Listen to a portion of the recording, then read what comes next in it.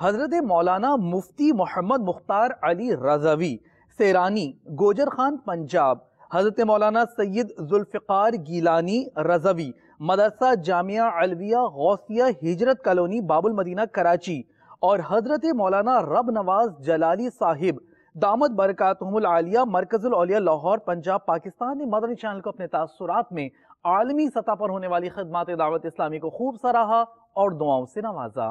دیکھ کر بڑی خوشی ہوئی کہ الحمدللہ دعوت اسلامی نہ صرف شعبہ کتب درسیات میں اپنا فرض نبھا رہی ہے،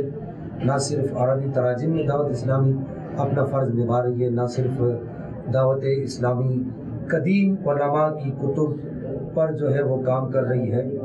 اور اسی طریقے سے نہ صرف دعوت اسلامی اعلیٰ حضرت امام احمد رضا خان رحمہ اللہ کی کتب پر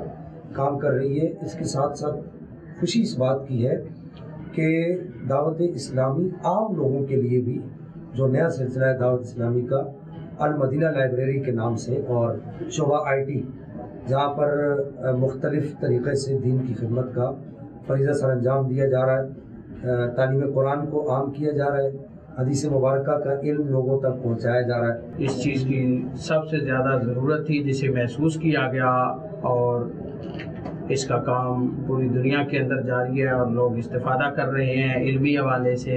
ہمارے سننے میں یہ بات آتی ہے کہ بچے درود و سلام وہ پڑھتے ہیں، مدنی چینل کو دیکھ کے ان کی زبانوں پہ بھی درود و سلام کی صدائیں آ جاتی ہیں، اور صرف مدنی چینل کی بہار کو دیکھ کے کئی بچوں کو دیکھا ہے، چھوٹے چھوٹے بچے اپنے سروں پہ امامہ شریف سجا لیتے ہیں۔